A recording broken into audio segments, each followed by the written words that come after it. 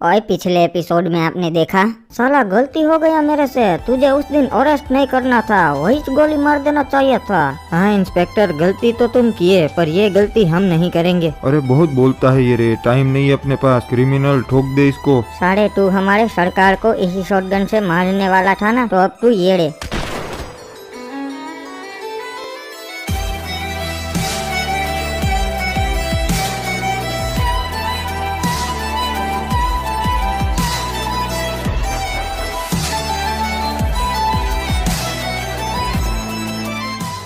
अरे इन लोगों ने तो साहब जी को लॉबी में भेज दिया, अब मेरा क्या होगा। सरकार हिप्पू का काम तो तमाम हो गया, अब इसका क्या करना है। अरे इसे इसकी कार में बिठा दो और बम लगा दो, फिर हम कार ब्लास्ट करके दूसरे कैदी पर आरोप लगा देंगे। अरे डीजीपी साहब, इंस्पेक्टर हिप्पू को मार दिया वो आदम डाकू और उनके लोगों ने। अरे तुझे पता है वो इंस्पेक्टर हिप्पू का तो गेम बजा दिया आदम डाकू ने, और ये तो होना ही था, डाकू से कभी पंगा नहीं लेते। टकला भाईजान, अब तो यहाँ आपका काम खत्म हो गया, चलो अब हम दोनों चलती दुबई। हाँ बड़े भैया, अब आप बेफिक्र होके दुबई चले जाइए, आदमपुर को अब मैं संभाल लूंगा। ठीक है छोटे, तो अब मैं दुबई चलता, वहाँ बहुत सारे काम मेरे अधूरे पड़े, पर अगर तेरे को मेरी कोई जरूरत पड़े तो मेरे को कॉल कर देना, मैं आ जाएंगा आदमपुर। ठीक है बड़े भैया, जरूर। वैसे सरकार आपका तो पता है आप कैसे डाकू बने, पर आपके बड़े भैया कैसे गैंगस्टर बने वो बताइए। अरे क्रिमिनल, तुझे नहीं पता, भैया की तो बहुत फनी स्टोरी रही है। अरे हाँ भाईजान, हमको भी बताइए। अरे बताता है ना, मैं बताता है। तो जब टकला सरकार 20 साल के थे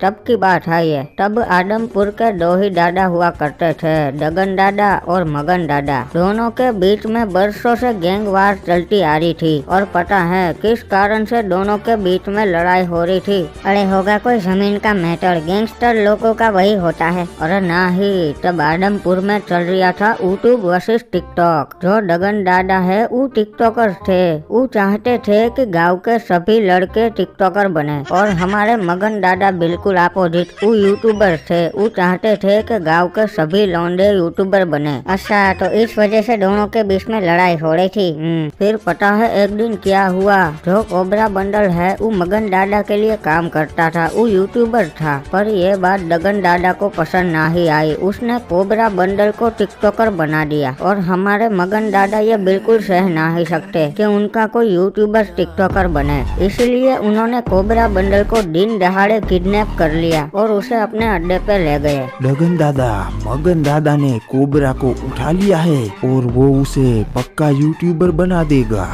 अरे रंगा, उसने हमारे कोबरे को उठाया तो हम उसके इलाके में से चारों बुया बंडल को उठा लेंगे और उन्हें टिकटॉकर बना देंगे। ठीक है, तो मैं अभी उन चारों को उठा लाता हूँ। अरे मगन दादा, मेरे से गलती हो गई, मुझे माफ कर दो प्लीज, मुझे छोड़ दो, मुझे जाने दो। अरे नहीं बेटा, जब तक तेरे अंदर से टिकटॉकर का भूत नहीं उतरेगा तब तक मैं तुझे नहीं जाने दूंगा। मैं भी देखता हूँ तू कब तक नाचता रहेगा। रे मगन दादा, खबर मिली से कि हमारे चारों बुया बंडल को डगन दादा ने उठा लिया से टिकटॉकर बनाने के लिए। ये जवादियों ने, मुझे नहीं बनना टिकटॉकर हो। अरे पर तुझे दिक्कत क्या है टिकटॉकर बनने में? मेरे घर वाले चाहते हैं कि मैं बड़ा होकर यूट्यूबर बनूं, वो इसीलिए मुझे टिकटॉकर नहीं बनना। अरे यूट्यूबर बनने में कोई फायदा नहीं है, तुझे पता है कि टिकटॉकर्स के यूट्यूबर से ज्यादा फॉलोअर्स होते हैं इंस्टाग्राम में। ये फियरलेस को ही देख ले, 20,000 ही है उसके इंस्टाग्राम में। गाइस क्या कर रहे हो यार, इंस्टाग्राम की लिंक डिस्क्रिप्शन में है, सभी फॉलो कर लेना हो। अरे वो तो समझ गए, पर टकले सरकार का इन सब चीजों से क्या लेना देना? अरे है ना, क्योंकि टकले सरकार भी उसी गांव में रहते थे।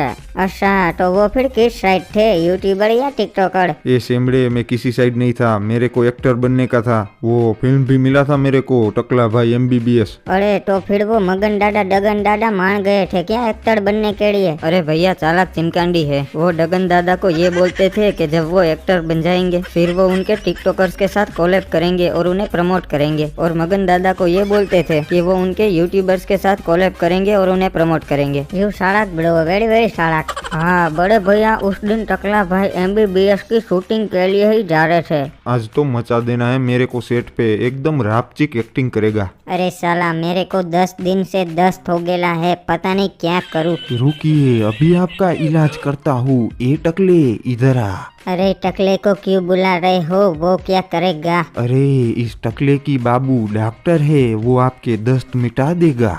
बोलिए डगन दादा, कैसे याद किया आप उनको? टकले मेरे को दस्त हो गया है, तेरी बाबू को पूछना कोई देसी इलाज हो तो। हाँ, आप उनकी बाबू किस दिन काम आएंगी? वो डॉक्टर है, वो पक्का आपका दस्त मिटा देंगी। ठीक है, तेरी बाबू को कॉल लगा के पूछ ले अभी। हाँ ठीक है। हेलो बाबू, हमारे यहाँ डगन दादा है ना, उनको दस्त हो गए है, कुछ देसी इलाज बताओ। अरे देसी इलाज में टाइम लग जाएगा, एक गोली दे दे, तुरंत ठीक हो जाएगा बुढ़ो। अरे तेरी सटक गेली है क्या? गोली कैसे दे सकता है मैं इसे? अरे मैं डॉक्टर हूँ ना, बता रही हूँ, गोली दे दे ठीक हो जाएगा। तब तो ठीक है, डॉक्टर बता रहे तो करना पड़ेगा। चल मैं इसे गोली दे देता हूँ। ओके बाय बाबू। हाँ, मैं बस स्टैंड पे ही खड़ी हूँ। वो तो एक शेमड़ी कब से अपने बाबू के साथ बात कर रही है। ए तू शेमड़ी, समझी क्या येड़ी, ध्यान रखना आगे से। अरे कोई इलाज बताया क्या तेरी बाबू ने दस्त का? हाँ दादा, वो बोली एक गोली दे दे, दस्त मिट जाएगा। ठीक है, एक नहीं 2 गोली दे दे। ठीक है, ये ले। कोई ये पहला आदमी था जिसका बड़े भैया ने काम तमाम किया। अरे बड़े भैया को जैसा डॉक्टर ने बोला वही तो किया उन्होंने, उसमें गलत क्या था? अरे नहीं क्रिमिनल, डॉक्टर ने दवाई की गोली बोली थी, इन्होंने बंदूक की दे दी। ये सब उनकी बाबू की वजह से हुआ। हाँ छोटे, इसलिए मैं बोलता है ये बाबू सोना के चक्कर में मत पड़ो। उस दिन के बाद से मैंने अपने कैरियर पे ही ध्यान दिया, बाबू सोना के चक्कर में पड़ा ही नहीं। और आज देख अपन कितना बड़ा गैंगस्टर बन गया है। बच्चा लोग अपने फ्यूचर पे ही ध्यान देने का, समझा? अच्छा फिर सरकार तो पुलिस वालों ने आपको कुछ नहीं किया क्या? अरे नहीं, जैसे ही पुलिस वालों को पता चला उन्होंने तुरंत ही बड़े भैया को अरेस्ट कर लिया। अरे साहब, डॉक्टर ने मेरे को बोला था इसलिए मैंने गोली दिया, मेरे को जाने दो, वरना डायरेक्टर मेरे को फिल्म में से निकाल देगा। मेरा कैरियर का सवाल है। रहना भाई, तुझे तो हवालात में डालना पड़ेगा, तू मुजरिम से एक्टर ना बन सकेगो। अरे इंस्पेक्टर साहब छोड़ दो इसे, इसने ये सब नादानी में किया है। रह ठीक से मगन दादा, ये तो आप बोल रहे हो इसलिए छोड़ रहे से, वरना तो ये लंबा फंसता जेल में। तो इस तरह मगन दादा ने बड़े भैया को सजा से बचा लिया, पर बदले में उनको अब से मगन दादा के लिए काम करना पड़ेगा। हाँ छोटे, मेरे को तो मजबूरी में गुंडा बनना पड़ा, बाकी तो मेरे को एक्टर ही बनने का था। हाँ, फिर बड़े भैया उस दिन से मगन दादा के राइट हैंड बन गए और गांव के बच्चों को यूट्यूबर बनाने में मगन दादा की मदद करने लगे। अरे तो फिर आपका एक्टर बनने का सपना तो अधूरा ही रह गया बड़े भैया। अरे नहीं, अब अपन अपनी बायोग्राफी फिल्म बनाएगा और उसे फियरलेस मैन की चैनल पर अपलोड करेगा, द अनटोल्ड स्टोरी ऑफ टकला आदम। तो गाइस क्या कर रहे हो, जल्दी से लाइक सब्सक्राइब कर दो और बेल नोटिफिकेशन को भी ऑल पे सेट कर दो ताकि हमारे नए वीडियोस की नोटिफिकेशन आपको मिलती रहे। और हाँ गाइस, अगर आपको टकला आदम की सीरीज चाहिए तो कमेंट में बता देना। तो चलो शेख साहब, अब हम चलते हैं, अपना टाइम हो गया है दुबई जाने का। अरे डीजीपी साहब, मैंने मेरी यही आंखों से देखा है इंस्पेक्टर हिप्पू साहब को तड़पते हुए। मैं उन्हें कभी नहीं भूल सकता, वो बहुत अच्छे ऑफिसर थे। वो रे तावड़े, वो अच्छे थे नहीं से, एक बार पीछे तो देख ले।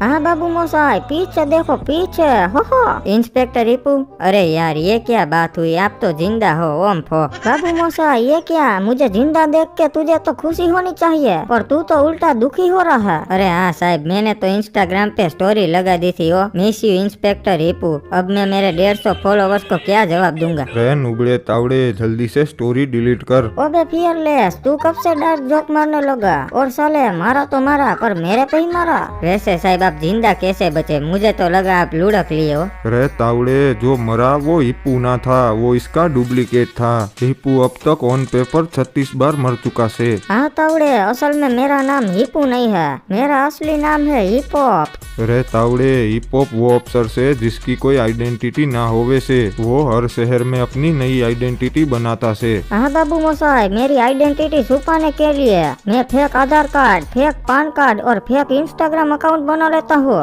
पर साहब ऐसा आप क्यों करते हो हैं? रे तावड़े, क्योंकि हिपहॉप के दुश्मन ज्यादा से, इसलिए उसे अंडर कवर रहना पड़ता से। तो फिर साहब वो जो वहाँ मरा वो कौन था? रे तावड़े, वहाँ जो मरा वो मुजरिम था जिसे सरकार ने उम्र कैद की सजा दी थी, पर हिपहॉप ने उन्हें उम्र कैद से बचाया से, इसीलिए वो हिपहॉप के लिए जान देने के लिए भी तैयार रहते से। हाँ बाबू मोसाई, ऐसे बहुत सारे कैदी हैं जो मेरे लिए काम करते हैं। उनकी एक्सपर्ट से प्लास्टिक सर्जरी करवाई होती है जिससे वो हूबहू मेरे जैसे दिखते हैं और मैं उन्हें स्पेशल ट्रेनिंग देता हूँ जिससे वो खाते पीते बोलते बिल्कुल मेरी तरह है। अरे वाह साहब, आप तो बहुत बड़े मास्टरमाइंड हो। हाँ तावड़े, उस दिन तेरे बोलने के स्टाइल से ही मुझे पता चल गया था कि कुछ गड़बड़ है, इसलिए मैंने मेरे डुप्लीकेट को भेजा था तेरे पास। रे तावड़े, तन्ने के लगा हिप्पू इतनी आसानी से मर जावेगो? गलत, हिप्पू तो इन सब से एक कदम आगे चले से। बाबू मोसाई, बहुत हो गई बकवास, अब काम पे ध्यान देना है। आदम डाकू ने मेरा गेम बजाने की कोशिश की ना,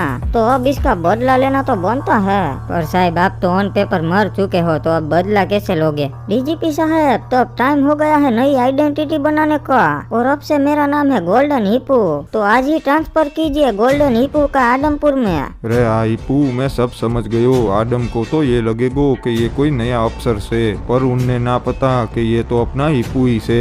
हाँ बाबू मोसाई, मैं आज ही जाऊंगा नया अफसर बन के आदम की मुलाकात लेने और उसे बहुत बड़ा झटका दूंगा।